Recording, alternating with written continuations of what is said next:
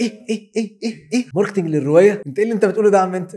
هو في حاجه اسمها كده؟ خلاص دلوقتي عشان احنا بقينا عايشين في فاست بيز قوي في حياتنا، فانت لازم تتعامل مع روايتك كانك راجل عامل فيلم وعايز تسوق له، فانت بتسوق لروايتك كانك هتكسب من وراها ملايين. انت لازم تتعامل بالمبدا ده، ان روايتك دي جزء منك، منتج فني تماما زيه زي ألبوم انت عامله، زي فيلم هتسوق له زي اي حاجه تانية. هديك مثال، مثلا يعني حد عايز يكتب روايه واحداثها بتدور في فرنسا، فيقول لك ان البطل قاعد جنب برج ايفل. بس انا كده في فرنسا، شكرا ميرسي بوكو، سلام عليكم. مش بقولك سافر فرنسا، بس شوف فيديوهات، شوف الناس بيتكلموا ازاي هناك، حاول تلاقي حد من صحابك روح البلد دي اقعد اتكلم معاه، ما تستسهلش. نحط نفسنا بوصله كده في الروايه اللي احنا عايزين نكتبها. طب ازاي اسوق للروايه بتاعتي؟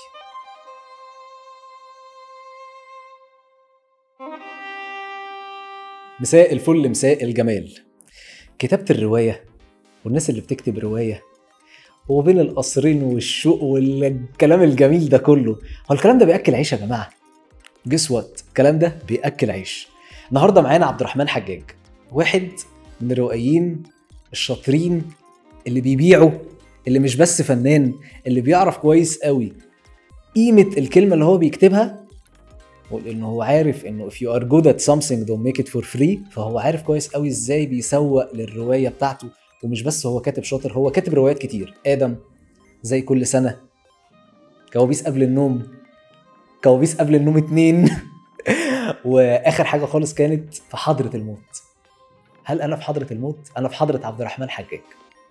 عبد الرحمن، مساء الجمال. مساء الفل يا جو، عامل إيه؟ وحشني جدا. وأنت جدا والله بجد وحشني. أنا عايز أسألك النهاردة عن حاجات بعدك عننا وبعدك عن الأعداد بتاعتنا، بس هي كلها ليها علاقة بالرواية، وعن إزاي الرواية بتتكتب، وعن إزاي الرواية بتتباع. في 1000 واحد بيكتب روايات ما بنعرفش الروايات دي راحت فين، بتنزل معارض وبتختفي. هو الروايات دي ليها كامبينز، ليها حملات تسويق؟ ايه ده؟ هو في حاجه اسمها تسويق روايه؟ هسألك مجموعه اسئله في الاول ليها علاقه بيك انت بيرسونال. اوكي. بتوع الماركتنج عندهم حاجه اسمها الفور بيز، بتوع الجو كوست بقى عندهم حاجه اسمها الفايف دبليوز. اول دبليو هي هو، وات، وين، وير اند واي. اوكي. الهو، مين عبد الرحمن حجاج؟ عبد الرحمن حجاج راجل خريج اعلام، بيعمل حاجات كتير بس بيعملهم كلهم بباشن. بيحب كتابة الرواية، بيكتب روايات، بيكتب اعلانات، بيشتغل في الماركتينج. ليتلي بشتغل اعداد في اون اي. بيعمل كل حاجة ليها علاقة بالورقة والقلم بس بطريقته يعني. انت اخر حاجة خالص كنت موجود فيها قنوات اون. انت بتشتغل في قنوات اون اعداد وبتكتب رواياتك بالزبط. وبتشتغل على حملات تسويقية بالظبط. كل دي حاجات ليها علاقة بالكتابة. ليه الكتابة؟ ليه الكتابة؟ عشان الكتابة اكتر حاجة بعرف اقول بيها جماعة انا اهو، اكتر حاجة بعرف اقول بيها اللي جوايا. لو مفيش كتابة مفيش حجاج، لو مفيش الورقة والقلم هكتم جوايا ويحصل مصايب كبيرة قوي. طيب عايز اسألك سؤال كمان. انت بتعمل اللي انت بتعمله ده من امتى تقريبا؟ الكتابات بتاعتك، الروايات، الحملات التسويقية. انت يمكن وجودك في قنوات اون ما بقالوش كتير، بس عايزين نعرف اللي قبل كده. اوكي. بكتب عامة من امتى؟ بكتب من زمان، من وانا صغير، بس بكتب as a professional من 2016 او 2017. ده كبداية رواية. 2018 كان بداية شغلي في الماركتينج. اشتغلت على كذا رواية، 6 روايات لغاية دلوقتي.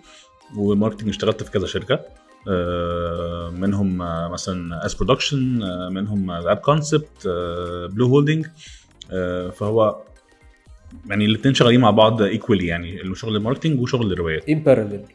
حلو قوي. تيجي اسالك شويه اسئله افتراضيه. يلا. وات اف، ماذا لو نمت يا عم حجاج وصحيت لقيت ان معاك فند ببليون دولار، مليار دولار، هتعمل ايه بالمبلغ ده؟ سؤال رهيب. حاجات كتير قوي يعني، كل حاجه يعني، هعمل كل حاجه، بس هفتح مثلا برودكشن هاوس، عشان انا بحب قوي الاعلانات ونفسي ابقى بعمل اعلانات بدماغي. حاسس ان الاعلانات الفتره دي حالتها عايزه تبقى احسن شويه كافكار. محتاج اعمل دار نشر مثلا، دي حاجه نفسي اعملها وانشر للناس الموهوبين جدا بس فرصتهم او لسه الفرصه ما جاتلهمش لغايه دلوقتي يعني. دول اول حاجتين عايز اعملهم. طيب عايز اسالك كمان، مليار دولار ده مبلغ كبير يعني، وهنتج لنفسي هحاول كل رواياتي افلام كلها. تحفه يا عم نجيب. الحلو والوحش وكله. تحفه. طيب انت كده حليت لي السؤال ده. طب ما خليني اسالك برضو سؤال تاني افتراضي. وات اف انت عندك سوبر باور؟ اوكي. ايه السوبر باور اللي انت نفسك تبقى عندك وليه؟ تليبورتنج، ان انا اتنقل من مكان لمكان تاني. وكل يوم اروح حته جديده واكتب عنها، بدل بقى من غير فيز وطيارات ووجع دماغ بقى، انا كده على طول ابقى في حته تانية اكتب عنها وارجع تاني غمضت عينك بقيت هناك بس كده. تحفه. طيب لو انت من الناس اللي بتعمل لنفسها تارجتس خلال السنه، نمنا يا عم حجاج يوم 1/1، صحينا تاني يوم 2/1 لقينا التارجتس كلها اتشيفد، هتعمل ايه؟ نام تاني بسرعه. طب مش هتعمل يعني هتعمل تارجتس جديده باشكال معينه، ولا هترتاح، ولا هتفكر ازاي؟ غالبا هبقى بعمل حاجه جديده، عشان دايما بحب افرك، ما بحبش افضل قاعد مش بفكر في حاجه جديده او بشتغل عليها يعني. حتى لو مش بشتغل على حاجه جديده ببقى عايز افكر ايه النكست ستيب، ايه النكست بلان. اوكي. فغالبا هو في بروسس شغال طول الوقت يعني، دماغ شغاله مش بتنام. تحفه. طب خليني اسالك، بما ان انت برضو بتحب الافلام، ايه اكتر فيلم بتحبه؟ عربي ولا انجلش؟ يعني بص مش عايز ارد على السؤال بسؤال بس قديم ولا جديد. فاهم انت هتلعب معايا لعبه افلام مش هخلص. لا انا عايز الفيلم اللي انت داخل البيت وانس انك مسكت او فتحت اللابتوب بتاعك او ماسك الريموت، هو ده الفيلم اللي انت عايز تشوفه دلوقتي، ايا كان هو ايه. كاتش مي اف يو كان. كاتش مي اف يو كان. اوكي. ليه؟ عشان بحب قوي شخصيه ليوناردو دي كابري في الفيلم. هو شاب صغير لسه هربان من مدرسته يعني، او لسه شاب لسه في ثانوي يعني هاي سكول، واشتغل طيار واشتغل محامي واشتغل دكتور ولف العالم وسرق فلوس كتير جدا وخلى 5000 بنت يقعوا في حبه، وكل ده هو لسه ما تمش 18 سنه. فالحياه اللي فيها هايب وفيها ادرينالين رش رهيبه دي اي حد يتمنى يعيشها يعني. تحبها. حلو. طيب خليني اسالك سؤال كمان. انت راجل بتكتب روايات، مين اللي حببك في الفن بتاع كتابه الروايات ده؟ يعني انت في شخص معين عمل كده، ولا انت نفسك بطبيعتك حبيت الروايات فبقيت طالع بتحب تكتب روايات؟ اعتقد الموضوع جه لوحده يعني. انا بحب القرايه من وانا صغير جدا. هاري بوتر، انجلش، فلاش والمغامرون الخمسة، ميكي، سمير، كل الحاجات دي انا من وانا صغير جدا وانا بقراهم. ما كانش ينفع افوت مثلا يوم جمعه غير لما اشتري الاعداد الجديده من كل المجلات دي يعني. فالموضوع بعد كده ديفلوب ان انا بقيت اجيب كتب للاطفال، بعدين لا يلا نبدا بحاجات اكبر. وكان اول حاجه قريتها ذات قيمه يعني كانت اولاد حارتنا، هي اللي خلتني احب الكتاب. اولاد حارتنا عم نجيب، جميل.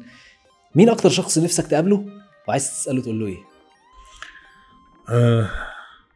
نفسك كنت قابل جدا طبعا نجيب محفوظ جدا، كنت اساله حاجات كتير قوي. هقعد جنبه مش هساله، هقعد جنبه كده اتفرج عليه بس كده. هو شغال. كان نفسي اتفرج على روتينه في الكتاب عامل ازاي، وبيجيب العوالم العظيمه دي ازاي يعني. طب نجيب محفوظ كان بياخد الفن بتاع الكتابه على انه شغله يعني. نجيب محفوظ كان بيشتغل كاتب، ان هو كان بيقعد عنده عدد ساعات معينه بيقعد يشتغل فيها. هل انت عندك روتين للكتابه؟ في الاغلب ما عندي روتين في الكتابه. طب ايه بتعمل ايه؟ لازم اكتب كل يوم، حتى لو هشخبط شويه لازم اكتب كل يوم. ساعه نص ساعه لو اليوم يعني مزنق قوي هقعد اكتب، حتى لو ما فيش انسبيريشن كافي بس هقعد اكتب، وفي الاخر همسح اللي انا كتبته. بس يعني ماشي ايدك، عارف لازم كل يوم يشتروا الجورنال ويعملوا الكلمات المتقاطعه. هو روتين يوم. اوكي طيب خليني اسالك، بما ان احنا داخلين على فن كتابه الروايه، او ان احنا نخش بقى في التوبيك اكتر، انا عرفت عنك شويه حاجات، بس عايز اخش اكتر في الجزء بقى بتاع فن كتابه الروايه. انا كراجل عايز اكتب روايه، ابدا منين؟ تبدا انك تكتب، دي اول حاجه، عشان في ناس اللي هو قاعدين كده زي بالظبط انا عايز اكتب انا عايز ابقى كاتب. طب اكتب، لا انا عايز اقعد كده. فهو انك تاخد ستيب، خد خطوه.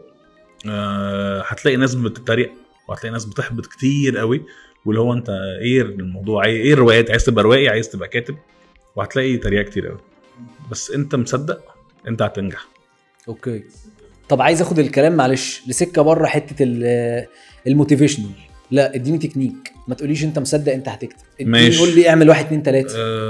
اكتب كل يوم في التوبيك اللي انت شايفه قريب لقلبك، مش التوبيك الترندي، يعني مش الناس ماشيه مع ادب رعب فانت هتكتب رعب عشان الناس ماشيه كده. اكتب القريب من قلبك اول اي حاجه. تاني حاجه ما تخافش، يعني ما تخافش انك توري اللي انت كاتبه ده للناشر او لحد من صحابك اللي سبقوك في المجال. اكتب وجرب انك تنشر، هتخسر ايه؟ هتلاقي رفض عادي، احنا بنلاقي رفض في كل حاجه في حياتنا، لحد ما بنلاقي حد بيقول لنا تعالى انت حلو، تعالى لي. لو عايز ابدا اخد معاك فن كتابه الروايه لخطوات، مش هاخد منك تكنيكس يا سيدي، لا انا التكنيكس دي ممكن افتح اليوتيوب الاقي في حد بيتكلم عن التكنيكس. انا عايز يا عم انا كتبت روايه، وبعد ما خلصت روايه في ايدي هنشر ازاي؟ ماشي. هو زي كأنك راجل دلوقتي سيناريست ومؤلف فيلم وعايز تبدأ تبيعه، فهتروح لمنتجين، تفضل نسخة تفضل نسخة تفضل نسخة. هو الموضوع بيمشي كده بالظبط. تبدأ تراسل دور النشر، في دور نشر كبار وبيبقى ليهم كرايتيريا معينة، بينشروا مثلا لناس معينين او لازم تبقى انت ليك اسم في المجال، او دور نشر متوسطة، دول بيبقوا متحمسين جدا للشباب، في منهم بيبقى عايز الكاتب يبقى عنده فولورز كتير، وفي منهم اللي هو لا يلا نجرب مع بعض، وفي دور النشر بقى اللي هم تحت السلم، دول مش مالناش دعوه بيهم فمش هنتكلم عنهم اصلا يعني. طيب انا بعت لدور النشر، هننشر لك 100,000 طبعه او 100,000 نسخه، 12 و100,000 نسخه، انا ما ببيعش، اعمل ايه يا ريس؟ شوف المشكله فين، المشكله فيك انت ولا المشكله في انت بتعمل ايه او مش بتعمل ايه؟ ايه يعني ايه ده؟ ايه مش بعمل ايه ده؟ وفي حاجات انا المفروض اعملها بعد ما بطبع؟ طب ما زي ما تقول لي. يعني تحضير الروايه زي الكتابه نفسها، زي ما يعني كلها نفس الاهميه، حتى ما بعد الكتابه اللي هي فقره بقى الماركتنج للروايه. هي ايه ماركتنج للروايه؟ انت ايه اللي انت بتقوله ده يا عم انت؟ في حاجه اسمها كده جدا. خلاص دلوقتي عشان احنا بقينا عايشين في فاست بيز قوي في حياتنا، فانت لازم تتعامل مع روايتك كانك راجل عامل فيلم وعايز تسوق له، فانت بتسوق لروايتك كانك هتكسب من وراها ملايين، وانت مش تكسب من وراها ملايين، بس انت لازم تتعامل بالمبدأ ده، ان روايتك دي جزء منك، جزء منتج فني تماما، زيه زي ألبوم تعامله زي فيلم هتسوق له زي اي حاجه تانية. اوكي طب ازاي اسوق للروايه بتاعتي؟ عندك طرق كتير قوي، يعني انا جربت كذا حاجه عن نفسي مثلا. يعني ايوه احكي لي على الحاجات اللي انت جربتها بنفسك. اوكي يعني انا اول روايتين كنت لسه برضو الموضوع كان بالنسبه لي مش فاهمه اسوق ولا ما اسوقش، وكان بالنسبه لي التسويق هو مجرد ان انا بعمل اد على الفيسبوك بس، لا الموضوع طلع اوسع من كده بكتير يعني. في الروايه الثالثه كانت الفكره اني اجيب فنانين يقولوا اسم الروايه وبهاشتاج، كان الروايه اسمها زي كل سنه، وهاشتاج ايه اللي زي كل سنه. كان وقتها كان في اكتر من 50 ممثل على مغني على فنانين على مذيعين صوروا الفيديوز دي وكانوا بينزلوا على السوشيال ميديا، وكان فعلا الناس وقتها بيخشوا يبعتوا لي هو ده فيلم، طب دي اغنيه مثلا لحد، طب ده ايه مسلسل. اثرت الفضول جدا. فلما الروايه نزلت بقى الناس كنت بشوفهم وبسمعهم في معرض الكتاب بيعدوا، ايه ده مش دي الروايه اللي كان فيها فلان بيعمل لها فيديو، مش ده الروايه اللي كان مين عمل لها فيديو. فهي باعت، حتى يعني اللي ما يعرفش انا مين او ايه الكونتنت اللي جوه الروايه عشان قطعت في حته مهمه، بس عايز اقول لك عن سبونسر النهارده. احنا سبونسرد باي دافت سبيس. دافت سبيس هو المكان الجميل اللي احنا قاعدين بنصور فيه. هو كووركينج سبيس، ومكان تعرف تشتغل فيه ومكان تعرف تذاكر فيه. احلى حاجه فيه هو في اسكندريه. لو انت عايز تلاقي بيئه عمل جميله تشتغل فيها، مفيش احلى من دافت سبيس. احلى حاجه في دافت سبيس انك وانت قاعد انت بتبص على اشجار، بتبص على ورد، بتبص على مناظر صحيه جدا، وبتساعد جدا جدا ان هي تدخلك قوي في مود الشغل. لو انت في اسكندريه لازم تيجي دافت سبيس. شاف فلان اللي هو بيحبه عامل فيديو اوكي، استخدمت الانفلونسرز ماركتنج. الروايه اللي بعدها صورت برومو. صورت برومو. تعاملت معاها ان هي فيلم بقى فعلا، يعني صورت برومو. ومعظم الناس بيجيبوا ستوك فيديوز بيحطوه على بعضه ومزيكا وخلاص احنا كده عملنا برومو. لا، انا اخدت الموضوع بشكل بروفيشنال اكتر، جبت بروفيشنال فوتوغرافر او فيديوغرافر يعني. صورنا برومو وعملنا فويس اوفر لطيف وكان في مزيكا لطيفه حطيناها، فالموضوع كان برضو شد الناس. ايه الروايه اللي معمول لها سينماتيك برومو؟ ايه تاني؟ الروايه الاخرانيه مثلا عملت ايه؟ عملت حاجتين. عملت لها قطعه موسيقيه اوريجينال اتالفت لها مخصوص للروايه، مؤلف عالمي يعني من فرنسا يعني. حكيت له الفكره وقلت له ان انا عايز اعمل لها بيس اوف ميوزك، ودي كانت من اسباب النجاح الرهيب يعني.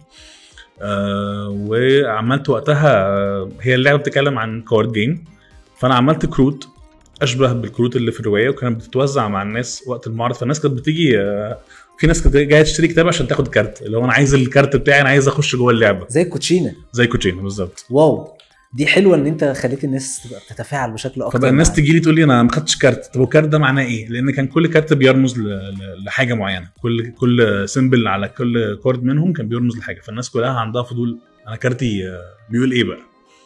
فدي كانت من الحاجات اللي برضو خلت الناس تتفاعل قوي مع الروايه. العاب تسويقيه بالظبط. طيب انا عايز اسالك برضو عن الروايات اللي انت بتشتغلها. بتفكر امتى في التسويق بتاعها؟ وانت بتكتبها، ولا بعد ما بتخلص كتابتها، ولا قبل ما بكتب اصلا انا جاي في دماغي شكل تسويقي معين فعايز اعمل الروايه بتاعتي بالشكل ده علشان هيخدم التسويق؟ انت بتفكر في التسويق في اي مرحله؟ في الاغلب بعد ما بخلص كتاب، يعني بدي الكتابه وقتها يعني قدرها من التفكير عشان ما فيش حاجه تشتتها يعني. بعد الكتابه ابدا افكر هنعمل ايه، وكل روايه بيبقى ليها ظروف خاصه بيها، حاجه تشبه لها يعني، حاجه مناسب معاك انك تعملها برومو، حاجه احسن انك تعملها مزيكا، حاجه ممكن تعمل انفلونسرز كامبين ليها. فهو الموضوع كله كل حاجه ليها حاجه شبهها. اوكي، طب انا عايز اسالك برضو على سؤال وهنربطه باللي احنا بنتكلم فيه دلوقتي. مين اشطر روائي في جيلنا دلوقتي؟ يعني في فتره احنا بنتكلم في احنا 2022، فمين اشطر روائي وليه؟ بيعمل تسويق، بيشتغل دلوقتي، بيسوق وبيكتب، يعني بشكل ما هو متكامل. احمد مراد طبعا. احمد مراد بلا منازع. اوكي، طب اشمعنى؟ عشان بيعمل التوليفه زي اسم البرنامج بتاعه، يعني هو بيعمل توليفه كامله عشان ينجح العمل بتاعه. طبعا هو دلوقتي اعماله بقت افلام، فعلاقاته قويه جدا بالفنانين، فسهل جدا انه يجيب فلان تعالى نعمل برومو، تعالى نعمل اغنيه، تعالى نعمل كليب. فهو فاهم الموضوع، وبعدين هو راجل برضه فوتوغرافر، فهو دارس اخراج، فهو فاهم قوي المطبخ بيحصل فيه ايه. اوكي، فعرف يستغل ادواته. هو الميزه انك راجل بتصور وبتخرج وبتكتب، فانك تستغل ادواتك كلها، ما تهملش حاجه منهم، عشان في الاخر العائد كله ليك يعني. تحفه. طب خليني اسالك سؤال كمان. قول لي سر من اسرارك في الكتابه بتعمله من بعد لما بقيت بتعمله حسيت ان شغلك بقى راح في حته تانية او بقى رايح في حته تانية. سر ايه سر؟ اني بقيت بذاكر اكتر. لو هكتب عن توبيك انا مش ملم بيه هذاكره كويس قوي. اوكي، عشان هديك مثال مثلا، يعني حد عايز يكتب روايه عن او احداث بتدور في فرنسا، فيقول لك ان البطل قاعد جنب برج ايفل، انا كده في فرنسا، شكرا ميرسي بوكو، السلام عليكم. فلا مش بقولك سافر فرنسا، بس شوف فيديوهات، شوف الناس بيتكلموا ازاي هناك، ذاكر، حاول تلاقي حد من صحابك راح البلد دي، اقعد اتكلم معاه، ما تستسهلش. وانا صغير شويه كنت بستسهل، اللي هو دي روايه، ما اكتب روايه وهتنزل يعني. دلوقتي بتفكر في الموضوع بشكل عاطفي شويه، ان انا لما اموت بعد 100 سنه كتب هتفضل موجوده، يعني ايا كان بقى مين اللي هيبقى معاه كتبي، بس مكتبتي اللي فيها ال10 كتب اللي انا هعملهم مثلا في حياتي هيبقوا موجودين، وانا مش هبقى موجود. فلما حد يقراهم يقول الله الراجل ده شاطر، او ايه القرف ده يا عم، كويس ان هو مات مثلا. فهمتك. طيب خليني اخدك لمنطقه، انا راجل بقدم كونتنت ليه علاقه بالديجيتال سبيس او بالمجال الالكتروني، المجال الرقمي.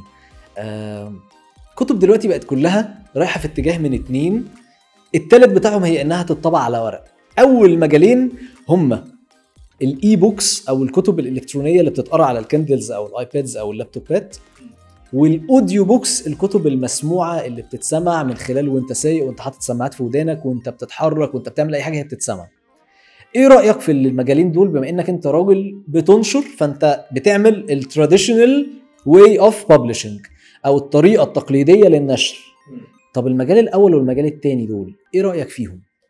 تطور طبيعي للكتابه، يعني سواء انا مع او ضد. لو انا حتى بحب الكتب وبحب ملمس الكتب والكلام اللطيف ده، بس لو انا ما مشيتش مع العصر او الجديد ما انا هبقى ورا، هتاخر. دلوقتي الحياه بقت رتمها سريع قوي، فمفيش الوقت او رفاهيه انك تقعد تمسك كتاب زي الاول، الا لو انت عندك اجازه او لو انت عندك وقت بقى خلاص انت فاضي. فالناس دلوقتي لو هنتكلم عن الاوديو بوكس يعني، وانت رايح الشغل في العربيه وانت قاعد في الشغل حاطط سماعات في ودنك تتسلى بكتاب، فبقى يخلي الناس اللي كانت بتقرا زمان 10 كتب وبقوش عارفين يقروا كتاب واحد دلوقتي، لا بقى يعوضوا ده بالاوديو بوكس. والاي بوكس طبعا دلوقتي الناس بدل ما انت دلوقتي مثلا عايز تسافر ب 50 كتاب هتحطهم في شنطه لوحدهم، لا انت معاك الكندل او معاك الايباد عليه ال 50 او ال 1000 كتاب. يعني انت فاهم قصدي ايه؟ انت عايز تسافر ب 50 كتاب هتعمل ايه بس؟ طب حلو قوي. طب عايز اسالك سؤال كمان، بتهتم بالاوديو بوكس في الروايات؟ وازاي ابدا احول الروايه بتاعتي الاوديو بوك؟ هو تعريف الاوديو بوك هو الروايه المسموعه او الكتاب المسموع. انت بتهتم بدوت في رواياتك وعملت ده قبل كده؟ في بلاتفورمز مخصوصه للاوديو بوكس زي ستوري تيل مثلا. ستوري تيل من المنصات القويه قوي، تقريبا كل الكتب عليها دلوقتي، قديم جديد يعني، مش اعلان يا جماعه. كتبي عليها يا جماعه، ده اعلان. بس انا كان عندي مشكله مع الاوديو بوكس التقليديه، ان الاحداث كلها او الشخصيات كلها بيعملها صوت واحد، فالموضوع مش بيبقى ايموشنال قوي او انت مش بتتاثر قوي. فانا جربت، عملت انا بروجكت كده من كام سنه كده لوحدي، عملت اوديو بوك لكوابيس قبل النوم واحد. جمعت شويه صحابي اللي عندهم التالنت وعملت اوديو بوك ونزلته على اليوتيوب، يعني متاح لاي حد يعني انه يسمعه. كنت عايز اجرب التجربه دي، وكانت بالنسبه لي تجربه دمها خفيف يعني. بقى في كذا حد بيمثل الشخصيات اللي موجوده جوه بالظبط، باداء اكتر برضو، اصوات مختلفه، فتحس ان انت اوديو دراما تسمع مسلسل اذاعي زي اللي كنا بنسمعهم زمان واحنا صغيرين في الراديو يعني. تحفه، جميل. طيب عايز اسالك سؤال، انت ليه ما عملتش في باقي الروايات اوديو بوك؟ كسلت علشان البروجكت صعب وتقيل في تنفيذه، خد مني مجهود كبير، وانك تقعد بقى تجمع 20 شخصيه يعني 20 صوت بالناريشن بتاعهم، لا الموضوع كان مرهق، بس نفسي اعمله تاني، وانت قلت لي هتساعدني فيه. ده من الناس اهو، وانا عندي كلمتي. طب حلو، هقول لك على حاجه. وانا بكتب اول روايه ليا، ايه النصايح اللي تنصحاني؟ انا بص برجع معاك وخلاص، احنا عرفنا انه في حملات تسويقيه بتتعمل وفيه سوشيال، بس عايز ارجع بقى وانا بكتب اول روايه ليا.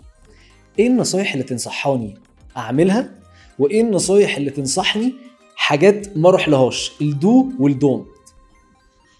ماشي، كنت قاعد بكتبهم النهارده والله. حلو، قول لي. هيجولي دلوقتي، هيجولي. انا كده على الموبايل، ممكن اعمل الموبايل طبعا. عشان اراجع معاك برضو بشكل لطيف يعني مثلا حاجه من الحاجات مهمه قوي ان يكون في لوج لاين. لوج لاين، اعرف ان اللوج لاين ده هو البوصله بتاعتك، بطلك، الصراع، الحدث، وماذا لو. سؤال في الاخر. يعني بدي مثال مثلا بفيلم هوم الون مثلا، ولد صغير عنده 8 سنين ده البطل، اهله نسيوه في البيت ده الحدث، في حراميه عايزين يخشوا عليه البيت يسرقوه ده الصراع، هيهرب ولا هيمسكوه ولا هيسرقوه ده السؤال، ماذا لو. تحفه. فدايما نحط نفسنا بوصله كده في الروايه اللي احنا عايزين نكتبها. فطالما حققنا الفور بوينتس دول يبقى انا كده ماشي في تراك مظبوط. جميل. ايه تاني؟ الجو، هيئ لنفسك جو لطيف، كرسي مريح عشان ما تكتبش روايه حلوه وضهرك يبوظ، اضاءه لطيفه عشان عينك ما توجعكش، موبايلك ايربلين مود عشان تركز، عشان احنا على طول بنتشتت بالموبايل والسوشيال ميديا، وضع الطيران عشان احنا هنطير بجد جدا. ايه تاني؟ ما تنشرش بفلوس. ما ننشرش بفلوس. عشان دي حاجه انا وقعت فيها وناس كتير بيقعوا فيها لغايه دلوقتي وبيبعتوا لي احنا نشرنا بفلوس لا ترجم لي. فاكر تركي آل الشيخ؟ لا ترجم لي. لا ترجم لي يعني ايه ما تنشرش بفلوس؟ هقول لك. يعني في دور نشر بتروح لها بعملك اللي انت تعبان فيه، المفروض بدل ما تدفع فلوس يجات ابريشيتد، يقول لك حلو قوي بس هتدفع فلوس. يعني عشان الكتاب ده يتنشر تدفع ثمن الطباعه وثمن الغلاف وثمن التوزيع وده مش مظبوط. يعني انت بالعكس انت المفروض تاخد فلوس على تعبك، مش يعني تعمل روايه وتدفع فلوس ليه؟ صح. ليه صح. ليه صح. يا زمن؟ هقول لك واحده كمان مثلا، ان انت مش هنتكلم عن الدعايه خالص، هنتكلم عن الدعايه، بلاش نتكلم عن الدعايه. لو في حاجات جديده او زياده قول، بس لو ما فيش خلاص ماشي. ما تتحمس لنجاح روايتك الاولى، ما تتحمس للنجاح عشان هي في الاغلب مش هتنجح. يعني دي معلومه صادمه جدا. انا في يوم من الايام في 2016 كان اول حفله توقيع ليا في حياتي، وكنت متحمس بقى، قاعد بقى كتب مرصوصه على الرفوف وقاعد مستني بقى الجماهير بقى. انا نزلت كتاب، ما عملتش حاجه عشان الناس تعرف، بس انا قاعد مستنيهم. يعني انا عارف ان انا كتبت يبقى هيجي لي ناس. وطبعا الموضوع فشل ذريع يعني. فما ما تحبطش من فشل روايه او روايتين حتى. يعني طالما انت عندك باشن كمل وهتنجح كده كده. النجاح هيلاقي طريق يوصل لك بيه، بس ما تيأس يعني. دي الحاجه شويه نصايح يعني. اوكي. طب لو انا بكتب روايه، انا راجل اسكندراني وعايز اكتب روايه عن توبيك معين ملوش علاقه باسكندريه، ملوش علاقه بالبلد اللي انا فيها، ملوش علاقه باي حاجه تاني، وملوش مرجع، عايز اتكلم مثلا عن مدينه سحر زي ما عملت جيكي رولين، ان هي حكت عن مدينه تخيليه، بعمل عن حاجه فانتازيا. ابدا اذاكر ده منين؟ او ابدا احضر مخي لده ازاي، ان انا هكتب عن شيء هو اصلا مش موجود قبل كده، شيء خيالي؟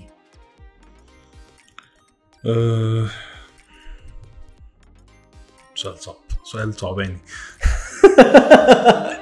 عايز اقول لك ان انا مش هسيبك. لو انت عندك اي سؤال في اي شيء انت مش فاهمه ليه علاقه بموضوع الحلقه بتاعت النهارده، اكتبه لي في كومنت، وانا هاخد السؤال ومنتهى الامانه هروح بيه لصاحب الحلقه النهارده وهساله وهاخد منه الاجابه وهرجع احطها لك تاني في ريبلاي للكومنت. بس كده.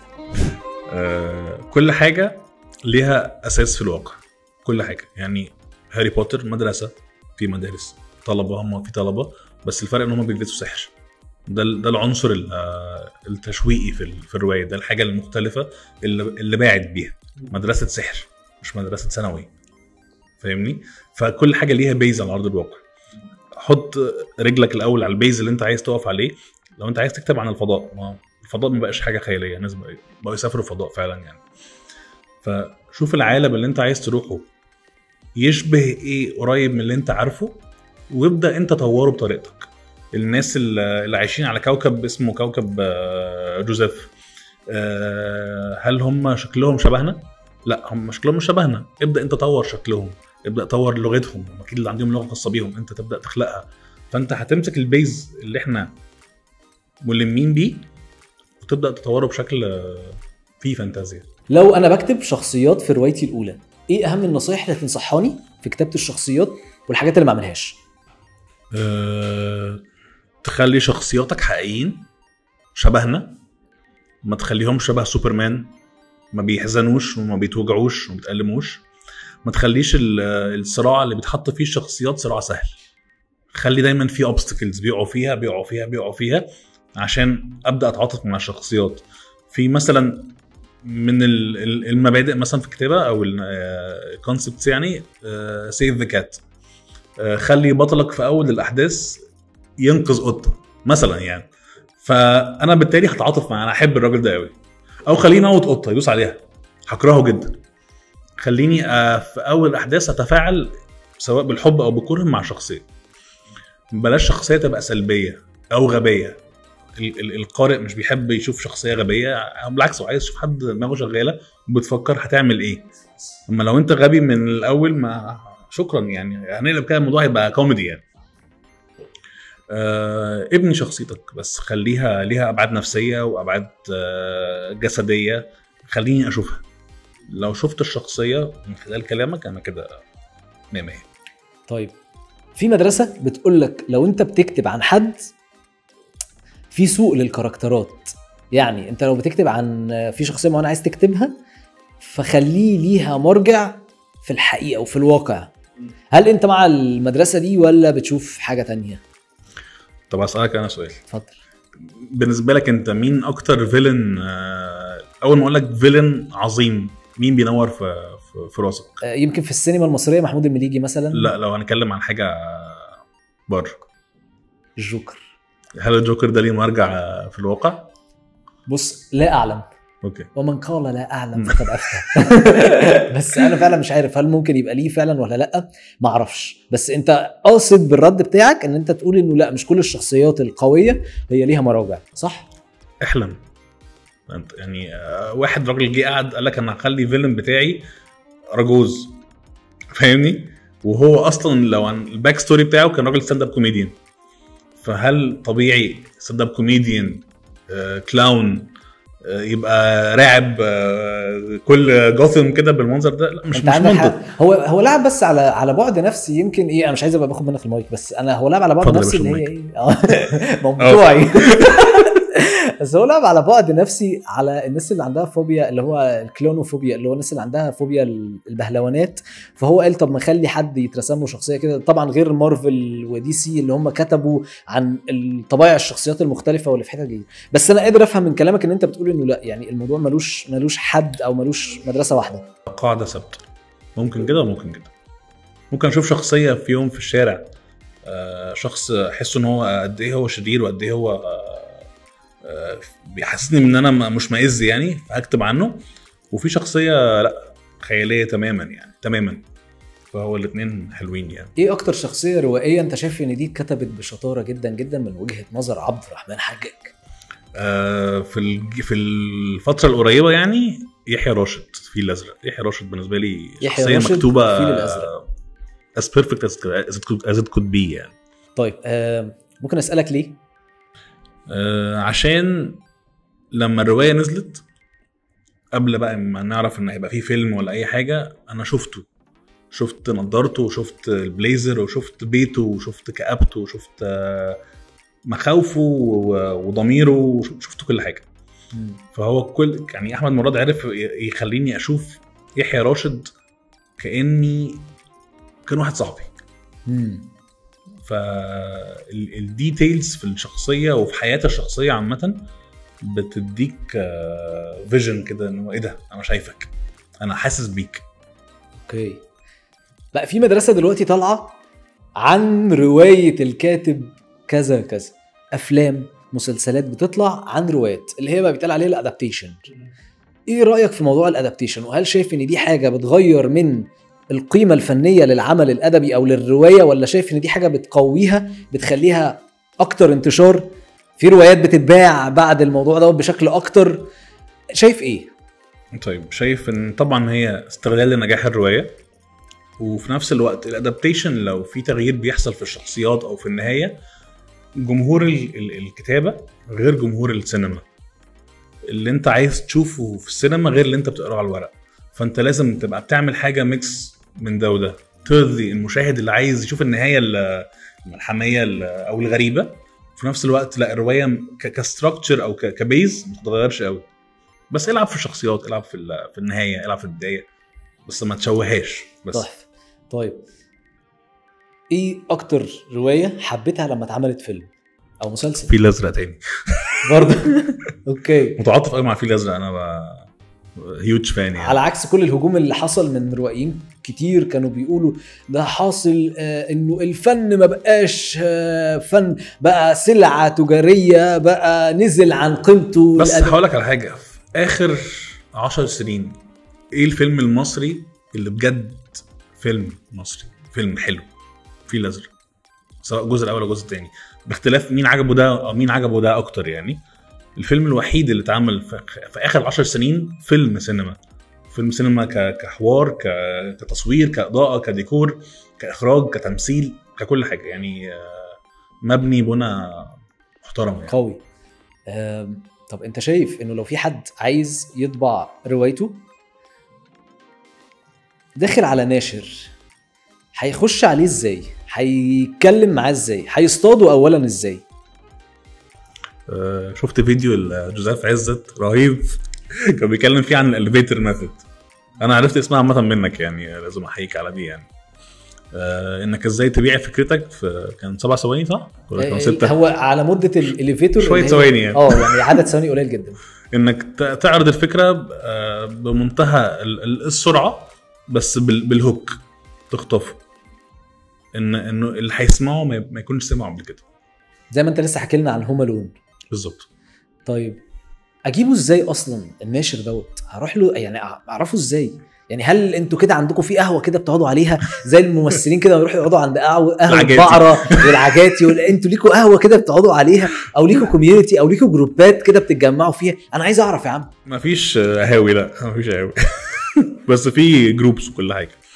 بس دلوقتي خلاص، دلوقتي دور النشر كلها عندها تواجد على السوشيال ميديا، ودلوقتي شهر 5 او شهر 6 من كل سنه بتلاقي الناس نزلت بوست يا جماعه دلوقتي احنا بنستقبل الاعمال الجديده، وكل دار نشر بيبقى ليها سياسه نشر.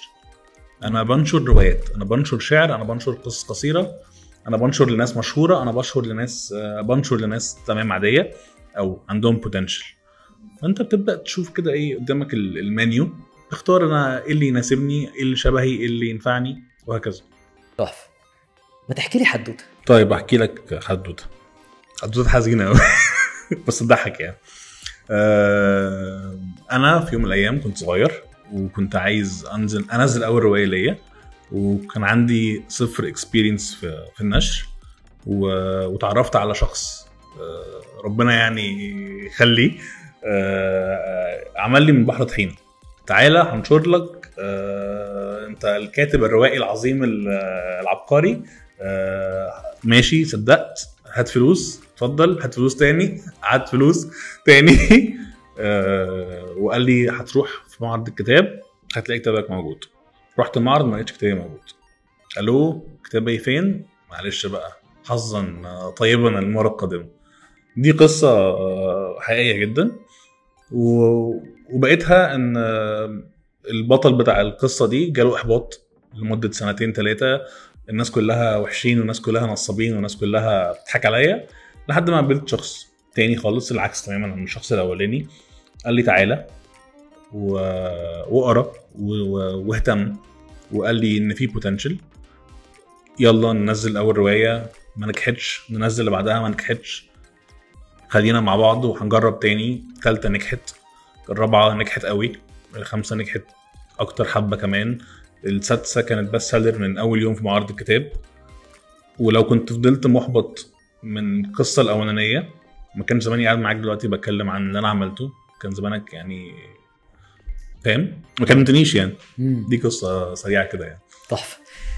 خليني اسالك عن الجوست رايترز او كتاب الظل او الكتاب، خليني برضو اترجمها اكتر او اوضحها، انه في نوع من الروائيين اللي اسمهم روائيين، هم بيأجروا شباب علشان يكتبوا لهم الروايات بتاعتهم وهم يبقوا بينشروها، وتلاقي الروائي ده بيقول لك بص انا هخليك تكتب لي الروايه دي، وبعد كده انا هدي لك زقه بعد كده في الروايه الاولى بتاعتك، وهبقى انا اللي بكتب لك الاهداء مثلا عندك. كتير قوي كتير قوي. وفي اسامي ممكن تخضك يعني.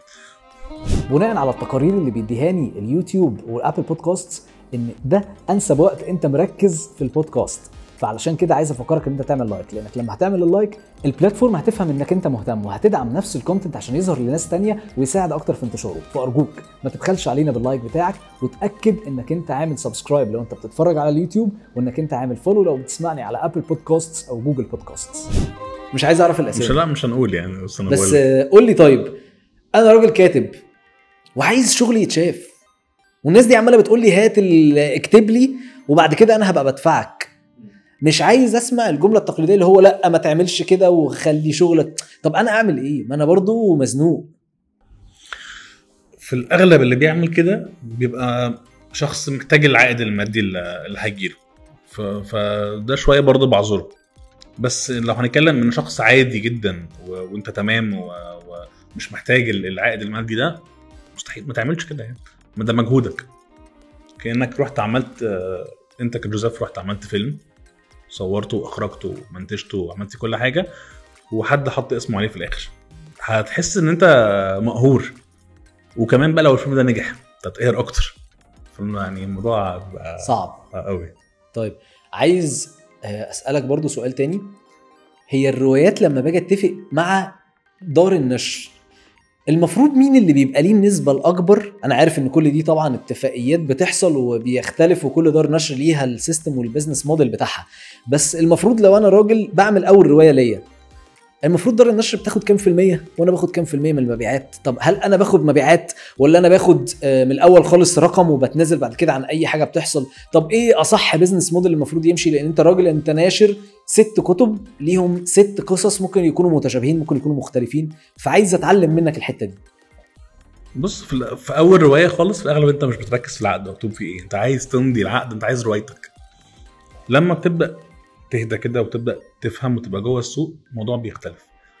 بيبقى الاول لنسبه بسيطه جدا، ممكن نتكلم مثلا في 10% 15% من المبيعات كل طبعه. لو انت بدات زي الممثلين بالظبط، بتنجح سعرك بيغلى، ما بتنجحش او انت ما حدش بيطلبك سعرك بيقل بيفضل زي ما هو. فهو الموضوع متوقف على انت بتبيع قوي، انت بتعمل ارقام فلكيه، ولا انت بتعمل ارقام عاديه، ولا انت ما بتعملش ارقام خالص.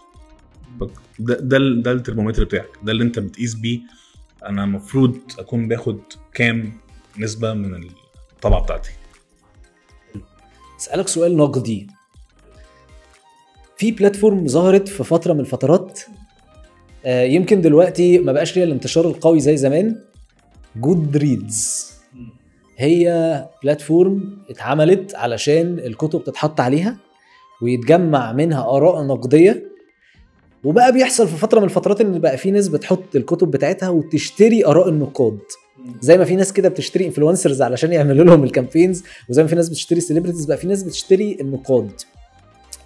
الظاهرة اللي بقت بتحصل دي انت نفسك بتشوف ان هي مفيدة ولا ضر للكتب؟ وشايف وجود الكتب بشكل مفتوح على جودريدز دي حاجة مفيدة ولا غير مفيدة؟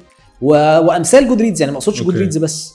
بص هقول لك دايما حاجة بقولها لما حد بيسألني على جودريدز كانت زمان ديزني لاند الكتاب، دلوقتي هي بيت رعب الكتاب حرفيا. ان زمان كان الموضوع محايد جدا، فانت بتنزل كتابك اللي قروه بجد يخش يقيموه بجد ويكتبوا ريفيوز خلاص، فانت عارف ان الكتاب ده حلو او وحش. دلوقتي انا عايز احارب واحد لسه منزل الكتاب، اخش اديله نجمه انا بقى واصحابي بقى وحبايبي بقى بنواجب مع بعض، اديله نجمه، فالكتاب هيبقى تقييمه على جودريدز مثلا 1.5 من 5، يعني كتاب يعني 1.5 من 5، بشع. كتاب بشع يعني. وفي العكس، في كتاب محتوى صفر وبرضه هجمع نفس الحبايب ونفس الشله دي، ارزعني خمسات فاهم، قيمني خمسات من غير ما افكر. ومفيش ريفيوز بتكتب، هي مجرد بس ريت. يعني انت ممكن تكتب ريفيوز بس هو انا ما قريتش، انا هديك ريت بس، فكتابك هيبقى باين من بره كده كتاب فلان 5 من 5.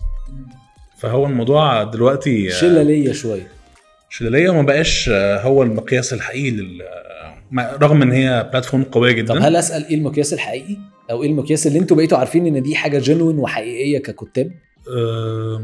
الارض الواقع، الدور، حفلات توقيع، معارض الكتاب، وقت ما بتنزل كتابك انت بتشوف. يعني اللي بيحصل دلوقتي للاسف ان في فلان مثلا مصاحب او قريب من صاحب دار النشر، فيقول له معلش هات لي بكره مثلا، وبكره ده هو تاني يوم في معرض الكتاب، وده حصل قدام عيني، هات لي طبعه ال 30 من كتابي، يعني نزل لي على كتابي مكتوب طبعه 30، والناشر مش خسران حاجه، هو الناشر بالنسبه له طبعه 30 دي يعني ناس هتشتري اكتر، بس هو كده الراجل ما عندوش ضمير يعني. وفي اللي فعلا بيبيع ومركز انه ينجح، مش فارق معاه بقى رقم الطبعه، فانت هتلاقي واحد بايع قوي بس هو في الطبعه الثانيه او الثالثه، وواحد مش بايع خالص في طبعه 50. هي الحته دي مش اثيكال او مش اخلاقيه، ممكن تبقى بتفيد الناس الناشرين ان هو اطبع كتاب واكتب عليه الطبعه الثامنه، ما كده كده الكتب دخل المطبعه، فمش هيفرق معاه الستيكر اللي هيبقى عليها 30 او 40 او 1000 يعني، او هكتب لي حتى دي روايه محقق اكتر رقم في الوطن العربي، انا مش خسران حاجه، انا هبيع في الاخر. فهي حسب، هو ضميرك هو اللي بيقيسك يعني. انا اخر سؤال هساله لك هو ليه علاقه بانه بقى في انفلونسرز كتير بتعمل كتب وبتنزل كتب وبتعتمد على ان هي عندها داتابيز من الجماهير اللي هم لو حركوهم اصلا ناحيه برودكتس بيروحوا يشتروها، فما بالك لو قلت لهم الكتاب بتاعي، فكده كده هيجوا. ودي حاجه برضو مش بس بتحصل في مصر، لا دي يعني حاجه دي بتحصل وورلد وايد، يعني في امريكا نفسهم الناس اي حد بيتشهر شويه بيعمل كتاب، لماذا انا بقيت في الحته الفلانيه، انا جاي هنا ليه، انا يعني من كل بلاتفورم او من كل صناعه واندستري بتلاقي انه في حد بيعمل قصه حياته كتاب، بيعمل التكنيكس بتاعته كتاب. انت ايه رايك في نوعيه الكتب اللي بتطلع من البيبل او من الاشخاص اللي المفروض ان هم انفلونسرز او ان هم عندهم قاعده جماهيريه؟ انك تستغل قاعده جماهيريه دي مش حاجه غلط، بس انك تستغلها في حاجه وحشه دي حاجه غلط.